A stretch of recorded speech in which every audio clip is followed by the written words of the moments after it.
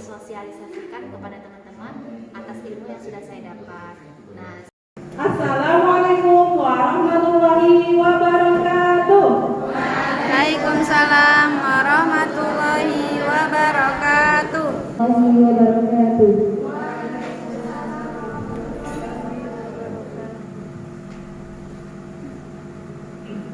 A'udzu billahi minasyaitonir rajim. Bismillahirrahmanirrahim. Wadduha fa'awa wa wajadaka dhallan fahada wa wajadaka 'ailan. Saya hormati, alhamdulillahirabbil alamin. Puji syukur kita terhadap Allah Subhanahu wa taala yang mana pada siang hari ini kita diberikan kesehatan sehingga kita berkumpul di sini dalam kegiatan sosialisasi guru mangga bersama Ustaz Zaida. Tidak lupa sholawat beserta salam selalu kita sanjungkan kepada Nabi besar Muhammad sallallahu alaihi wasallam. Assalamualaikum warahmatullahi wabarakatuh. Baik, Ustazah semua, untuk hari ini saya mau minta waktunya sebentar ya, nggak lama. Mau yang sunahnya juga saya kasih, gitu. Tapi nanti ya. Oke, salawat salam. Pertama-tama mari kita panjatkan dulu puji syukur kita kepada Allah Subhanahu Wa Taala yang mana pada siang hari ini yang dari pagi sudah melaksanakan kegiatan sudah capek ya, tapi nggak capek juga hari ini karena mau menimbang ilmu juga, mau mengembangkan kompetensinya, ya. Kemudian salawat serta salam marilah kita haturkan kepada junjungan kita Nabi besar Muhammad sallallahu. Ngomong aja takut salah karena yang kita hadapi bukan guru biasa tapi sudah asesor dari itu langsung dari pusat. Tapi alhamdulillah setelah perjuangan itu saya berharap sih waktu itu ya sudahlah, yang penting saya sudah yang sering nonton soalnya saya kan namanya eksis ya, TikTok eksis ya. Kalau yang sering nonton saya sering kok buat tinggi apa sih? Pendidikan, dan tidak tahu nih siapa lagi kan ya. Ki Hajar Dewantara adalah salah satu pahlawan pendidikan ya. Nah, pendidikan Ki Hajar Dewantara ini salah satunya yaitu menuntun Ustazah. Ini yang biasanya konsep yang menuntun segala kekuatan kodrat yang ada pada anak-anak agar mereka dapat mencapai keselamatan dan kebahagiaan yang setinggi-tingginya baik sebagai manusia maupun anggota masyarakat. Jadi di sini Ustazah, anak itu sudah mempunyai kodratnya masing-masing Ustazah. Jadi kalau misalkan anak itu nggak bisa nyanyi, dapat memperbaiki laku hidupnya, tumbuh kekuatannya, kodratnya anak itu. Jadi kita itu disuruh menuntun kodrat itu supaya kodrat itu tumbuh kelihatan. Kadang kalau orang tua kan nggak tahu ya, anakku ini sebenarnya sukanya apa sih. Guru harus memiliki ingar sosong pulodo. Kemudian kita juga harus memiliki sikap tutur handayani. Kita juga harus memiliki ingmatio mangukarso. Ada yang kepo gak di sekolah 5? Ini pas banget ya dengan tema kita yaitu ingat sosok Pulodo. Sebagai guru kita harus memberikan teladan. Kalau anaknya disuruh disiplin berangkat pagi, ya jelas ustazahnya harus berangkat lebih pagi gitu.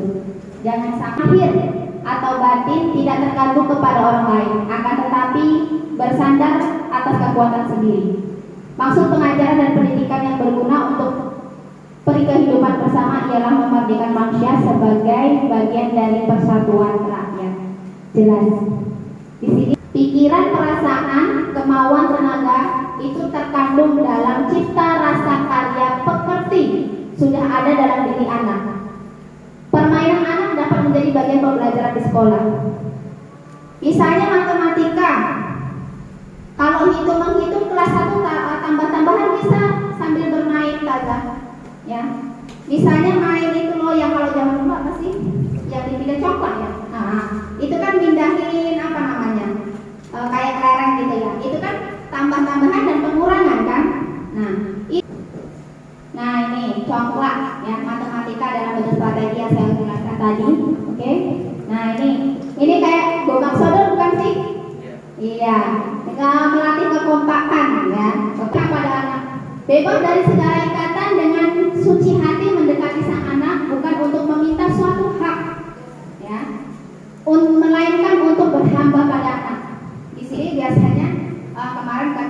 kalian itu berhamba padanya itu pikirannya udah berarti kita nyembah gitu kan sama anak, bukan ya, nanti saya akan jelaskan. Pokoknya di sini itu kalau kita berhamba pada anak itu bukan kita menghamba, kita sujud bukan ya. Contohnya gini, ketika kita sesuai dengan anaknya ngantuk ya, dengan ada PD-nya. Terus dengan munculnya berpihak pada anak, apa sih yang harus kita siapkan?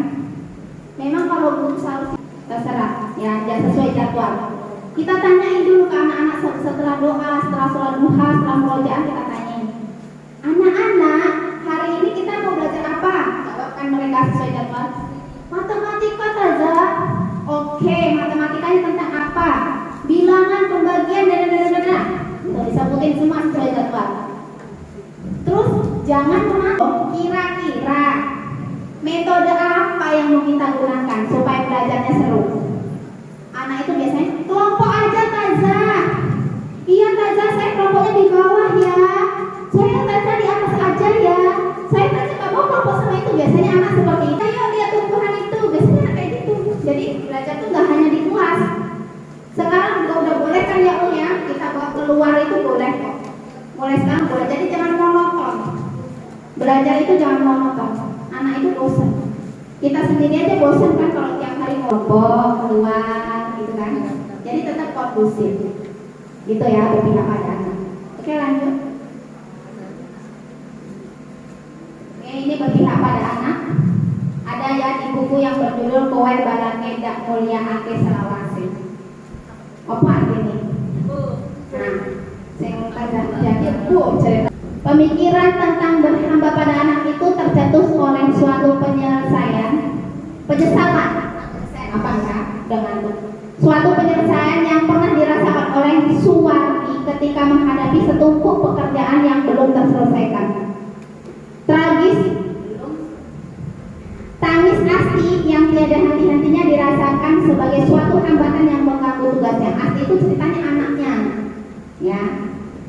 Terus lalu dengan serta-merta diseretnya anak itu keluar dan tanpa berpikir panjang dibiarkannya Asti kecil menangis di balik hempasan pintu rumah.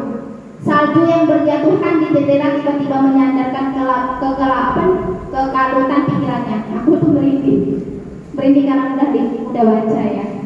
Dia lari secepatnya, lalu dibukanya pintu dan Asti sudah tampak biru menggigil kedinginan. Suwardi menyesal, sangat menyesal, sambil memeluk anaknya yang sedang tersengal-sengal berurai air mata itu. Terucaplah kata kasih penuh hati, Kue bakale dak mulya ake selawase. Kritiknya. Artinya itu selamanya aku akan aku muliakan. Tuhan mendengar kata umatnya, apa yang akan terjadi, terjadilah. Asti tidak pernah akan mengurus dirinya sendiri, sehingga sekarang seluruh keluarga selalu berusaha untuk dapat pelayan keperluan. Jadi ceritanya itu saja, saking introspeksi diri saya sendiri. Oh ya Allah, kemarin saya sama anak saya tuh kayak gitu. Ketika saya kerjaan saya numpuk, disembah untuk anak enggak. Tapi kita tahu apa yang dimau anak itu. Gitu ya. Ini untuk pembelajaran kita sih, kita bisa gunakan untuk kita. Dan kelas 1 sampai kelas 6 itu bukan anak ustazah kelas 1, anak ustazah kelas 3. Itu semua anak kita ustazah. Kita ini semua disebut bunda mereka. Anak itu lebih jujur di sekolah daripada di rumah. Itu ya, kita berpihak pada anak. Ya, mulai sekarang bisa diterapkan mungkin untuk nanti di kelas-kelas ya. Oke, selanjutnya. Nah, ini yang namanya Ni Asti. Kalau sekarang bisa dibilang ini beliau ini adalah bunda kita ya. Yang tadi kepada asal anak. Ya, pendidikan yang berpihak atau berpusat pada muridnya. Itu tadi berpusat pada murid ya. Jadi kita itu artinya berpusat pada murid. Itu ketika pembelajaran. Oke, alhamdulillah untuk modul 1.1 tentang pembelajaran Ki Hajar Dewantoro itu tadi ya Ustazah, mungkin bisa kita ambil poinnya. Yang pertama tadi adalah menuntun ya. Kita itu nggak boleh maksa anak, tapi harus menuntun anak. Kemudian sesuai kodratnya masing-masing ya. anak itu dari lahir punya kodrat ustazah. Ya, jadi kita nggak perlu sebagai guru ngapain sih pusing-pusing harus merubah kodrat anak, enggak. Kita itu tinggal nuntun aja, gitu. Yang pintar hafalannya Al-Quran belum sampai berhamba pada anak, gitu. Oke, karena pas ya azan, jadi kita dengarkan azan dulu, kita break dulu ustazah, yang minum dulu, silakan. Nanti kita lanjut 1.4. Nah, saya langsung saja ya, karena menyingkat waktu. Takutnya kalau udah siang kan bawaannya lapar. Saya nggak menyiapkan snack dan lain-lain.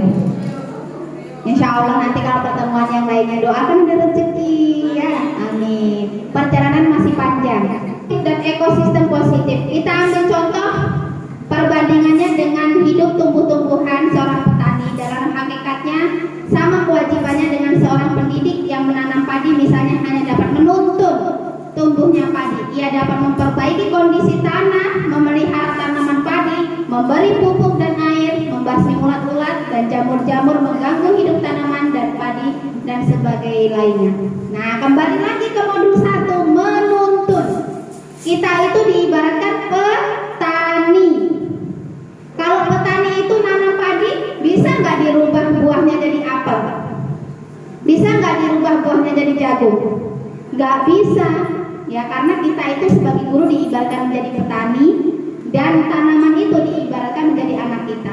Ladangnya diibaratkan sekolah. Jadi guru itu hanya bisa menuntun, hanya bisa merawat supaya anak itu tumbuh menjadi dewasa dengan kodratnya masing-masing dan berguna bagi masyarakat. Itu Bu ya. Kembali lagi menuntun, tidak boleh memaksa. Kalau memang kita nanamnya padi, ya udah kita rawat supaya padi itu tumbuh udah bagus, gitu. Nggak bisa kita mau maksa tumbuhan padi itu menjadi jagung, nggak bisa. Ya, mau sekuat apapun kita lawan, kita nggak bisa. Tuh ya. Kemudian lanjut Mas, bawahin. Perubahan paradigma teori kontrol, ilustri kontrol. Awas, sering keselip ya. Ilusi guru mengontrol murid. Ilusi bahwa kritik membuat orang merasa bersalah dapat menguatkan karakter. Ilusi bahwa semua penguatan positif efektif dan bermanfaat. Ilusi bahwa orang dewasa memiliki hak untuk memaksa. Lanjut. Perubahan paradigma atau stimulus respon menjadi teori kontrol. Yang pertama, kita mencoba mengubah orang agar berpandangan sama dengan kita. Untuk teori kontrolnya yaitu kita berusaha memandangi pandangan orang lain tentang dunia. Bisa dipahami ya. Perilaku buruk dilihat sebagai suatu kesalahan. Kita masukkan ke teori kontrolnya, semua perilaku memiliki tujuan. Jadi tidak semua buruk Ustazah. Semua itu memiliki tujuan. Jadi kadang kita ini, itu tuh yang menghindari kontrol kita, bahwa kebijakan yang beliau buat itu adalah memiliki tujuan yang baik, gitu. Intinya berpikir positif. Kemudian orang lain bisa mengontrol saya. Menjadi teori kontrol, hanya Anda yang bisa mengontrol diri Anda. Benar. Kalau di sini misalnya Kepseknya mau ngontrol semua ini nggak akan bisa dan nggak akan mampu, kecuali teman-teman sendiri yang mau merubahnya, gitu ya. Kemudian lanjut, pemaksaan ada pada saat rujukan gagal. Kolaborasi dan konsensus menciptakan pilihan dan pilihan baru ya. Kolaborasi ya, bersama-sama memecahkan masalah, gitu. Model berpikir menang atau kalah diubah. Model berpikir menang ya, tidak kadang kalau kita ngajarin ke anak itu menang kalah nggak apa-apa itu. Kalaupun nanti hasilnya mereka tidak menang, ya udah, berarti itu kita bisa sebutkan dengan kodaru ya. Makna asal dari kata ini berkonotasi dengan disiplin diri dari murid-murid yang Socrates dan Plato. Disiplin ini membuat orang menggali potensinya menuju sebuah tujuan yang dia hargai. Namun dalam budaya kita, mana kata disiplin telah berubah menjadi sesuatu yang dilakukan seseorang pada orang lain untuk mendapatkan kepatuhan. Benar tidak? Benar.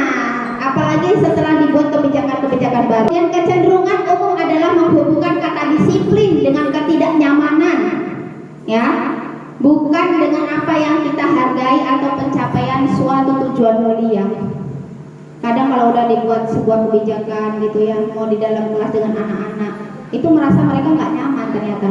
Kita sendiri kalau dibuat kebijakan baru gitu, nggak nyaman kan buat kita gitu. Tapi ternyata tujuan itu tuh mulia. Oke, lanjut ke bawah. Teori motivasi perilaku manusia. Satu, untuk menghindari ketidaknyamanan atau hukuman, apa yang akan terjadi apabila saya tidak melakukannya. Ini termasuk motivasi eksternal dari luar, ya. Kemudian untuk mendapatkan imbalan dari orang lain atau institusi, apa yang akan saya dapatkan apabila saya melakukannya. Itu motivasi eksternal juga. Kemudian yang ketiga, untuk menghargai diri sendiri, menjadi insan sesuai harapan kita. Saya akan menjadi orang yang seperti apabila saya melakukannya. Itu motivasi disiplin dari diri sendiri. Ya, kalau saya melakukannya, apa sih yang akan terjadi dalam diri kita saya ini? Dalam diri kita ini apa yang akan terjadi? Apakah perubahan yang negatif? Apakah perubahan yang positif? Teman-teman sendiri yang merasakan. Begitu juga dengan anak-anak. Gitu. Kalau ustazah berikan yang terbaik, insya Allah mereka juga akan mendapatkan yang terbaik sesuai kenyamanan mereka. Itu budaya positif. Lanjut.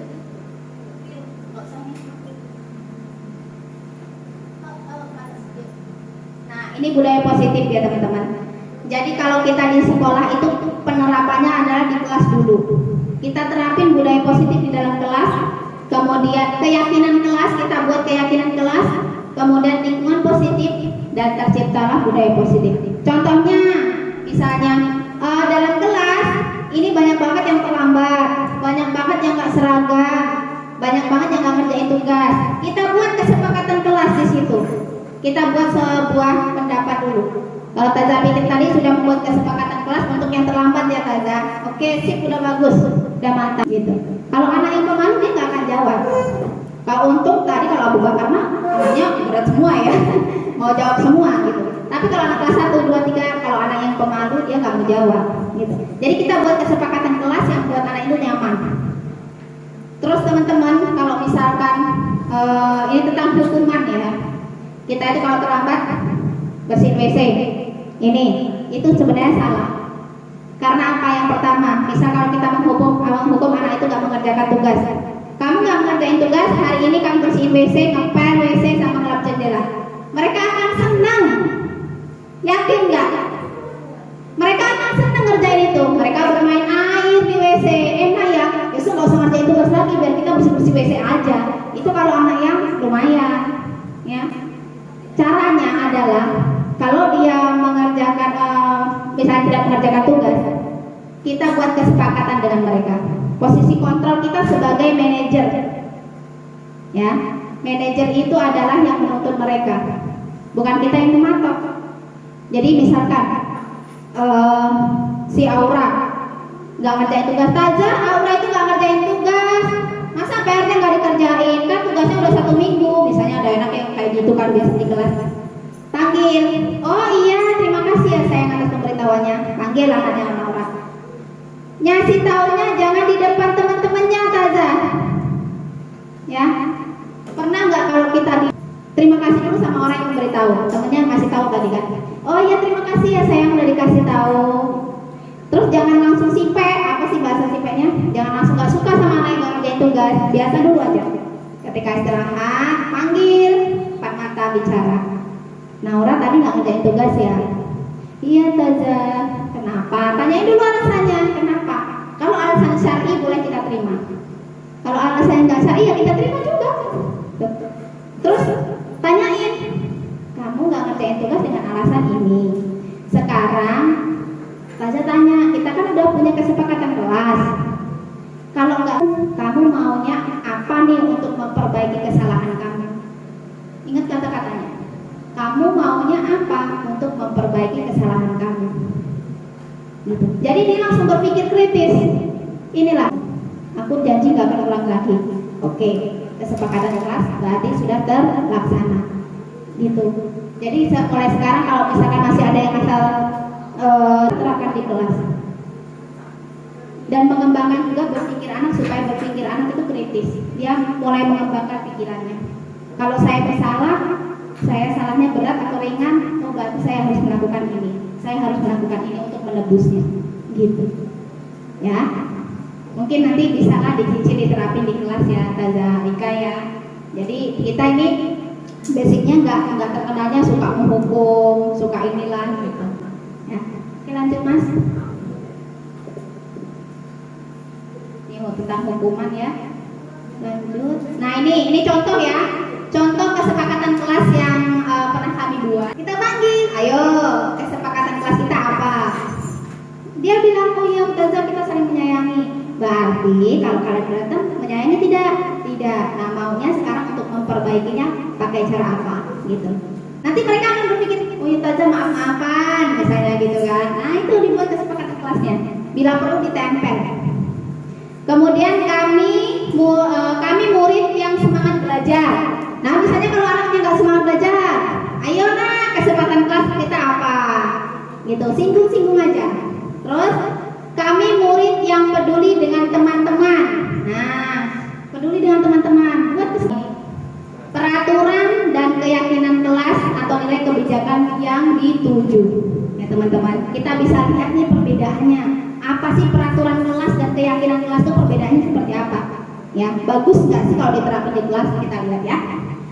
Kalau di peraturan itu biasanya selalu kembalikan buku di tempatnya.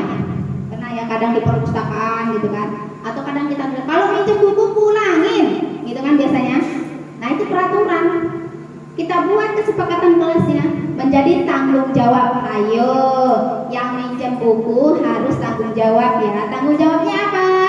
Nanti mereka jawab, pulangin Taza, jangan hilang Taza, jangan rusak Taza. Banyak banget yang mereka sebutin. Kalau nggak percaya coba ya. Tuh. Kemudian dilarang mengganggu orang lain. Itu peraturan. Kita ubah menjadi kesepakatan kelas, yaitu menghormati orang lain dan diri sendiri. Tuh.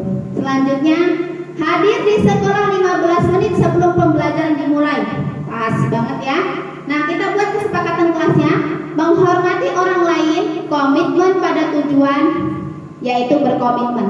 Ya, berkomitmen itu artinya kita, tapi kita buat kesepakatan kelasnya, yaitu keyakinan kelasnya, keselamatan, menghormati orang lain. Ya, kalau kita sama-sama misalnya tidak melakukan kekerasan kan berarti kita sudah menyelamatkan orang lain, gitu kan? Kita jelaskan. Kemudian bergantian atau menunggu giliran, menghormati orang lain dan kesabaran. Ini budayakan antri, ya. Tuh. Gunakan masker. Nah, ini biasanya peraturan gunakan masker. Kita ubah menjadi kesehatan dan keselamatan. Ini apa? Lebar dia jadinya, kesehatan dan keselamatan. Kalau kita gunain masker, kita bisa menjaga kesehatan, menjaga keselamatan untuk diri kita sendiri, untuk teman orang lain. Itu enggak? Iya. Kalau hanya gunakan masker, lah gua ngomong masker. Nah, kalau orang-orang yang ini, jangan berlari di kelas atau koridor. Biasanya anak-anak suka berlari di kelas kan? Kita buat keyakinan kelasnya keselamatan dan keamanan.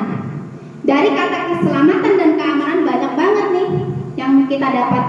Misalnya mereka lari-larian, nabrak, kepalanya kejentur, bahaya nggak nak? Untuk keselamatan kita bahaya, ya kan? Tuh banyak yang dikembangkan, nanti dia akan berpikir, gitu. Ya, jadi kita buatlah untuk sini saja dari saya, Ustazah. Saya minta maaf kalau misalkan banyak kekurangan dari saya. Mudah-mudahan nanti untuk kedepannya ini masih ada 3 lagi aja. Kalau saya semangat, adanya nggak mau ya percuma, gitu kan? Ya, apa cari yang biasanya kita cari berangkat dari rumah jam 1 jam 6 harus berangkat. Nggak apa-apa, karena memang itu harus merubah kedisiplinan kita. Ya, memang kalau orang Jawa itu kan ayam berkokoknya nggak boleh duluan dari kita kan bangunnya. Kita harus dulu baru ayam dulu. Sedangkan jam 3:30 sudah berkokok ya. Nah, sholat tahajud, ya, sip, mantap, ya. Pokoknya berpikir positif, dukung terus akan maju, amin, ya. Akan maju terus, akan sejahtera, ya. Kalau murid di Bima ini banyak, ya. Takbir, Allah Akbar, Masya Allah, ya. Baik, itu saja dari saya. Saya mohon maaf jika banyak kesalahan dan kekurangan. Insya Allah kita bertemu di lain waktu lagi. kepada Ustazah Ika dan semua rekan-rekan. Terima kasih atas waktunya. Mudah-mudahan ilmu sedikit bisa merubah kita, mengenakkan kita dalam mengajar di dalam kelas, di dalam maupun dalam kelas, di lingkungan maupun di masyarakat dan anak kita sendiri kalau yang sudah berkeluarga. Ya kalau yang belum sabar, tunggu jodohnya. Tunggu jodoh, oke? Saya akhiri, wabillahi taufiq wal hidayah. Wassalamualaikum warahmatullahi wabarakatuh. Saya mohon lihat dulu semangatnya. Kalau saya bilang guru bergerak, jawabnya Indonesia maju ya. Guru bergerak, Indonesia maju. Guru bergerak, Indonesia maju. Oke, takbir, Allahu Akbar. Bima Jaya. Ya, amin ya rabbal alamin.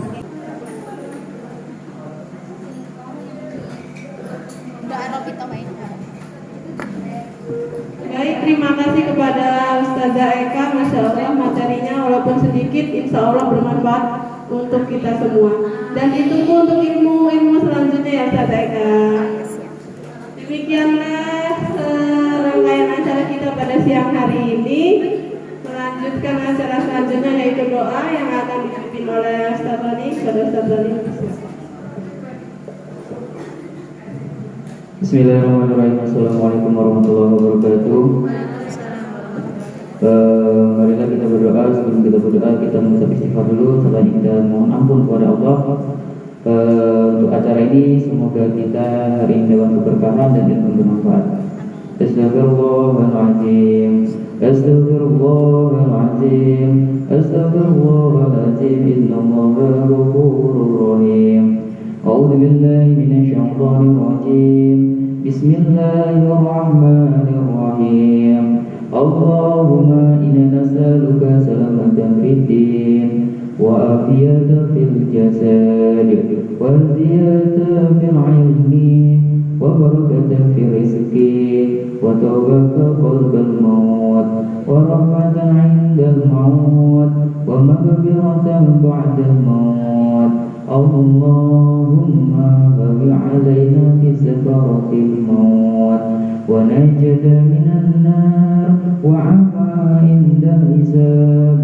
Rabbana la tuzigh qulubana ba'da idh hadaytana wa hab lana min ladunka rahmah innaka antal wahhab.